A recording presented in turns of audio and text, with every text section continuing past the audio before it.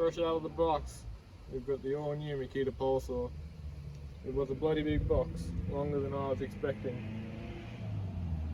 First of all, we're going to see how we go putting it together without reading the instructions. If we fail, then we might read the instructions. So this is our cutter bar that comes with the Makita pole saw. It's pretty small, it's only 300mm long. We've got a brand new Oregon chain on it. We're going to see how it goes. So we've got to get this chain threaded over the sprocket. She's done the sprocket. And okay, that's our chain tensioner. Put the cover back on.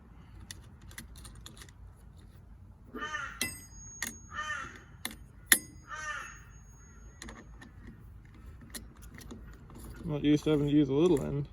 The chainsaw spanner. We'll give him a quick tension.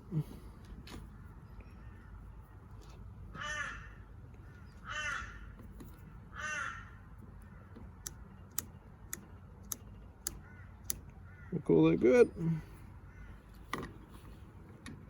Tighten him up.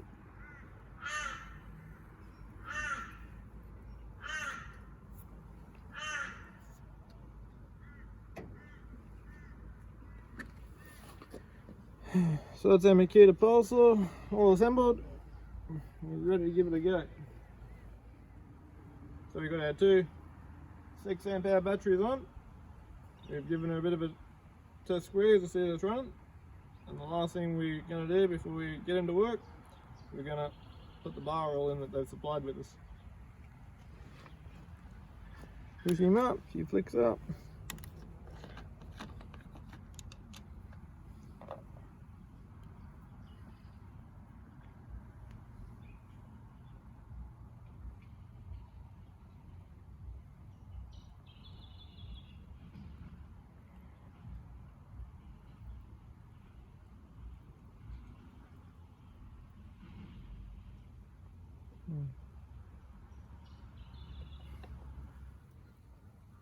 After discovering that they only supplied enough bar oil to 1/3 fill the tank, we're going to fill up the rest of the way with this.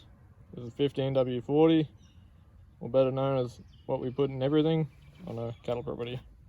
Whether it's a Honda petrol pump, 15W40, bulldozer, 15W40, the work ute, 15W40, and just here, chainsaw cutter bar, 15W40.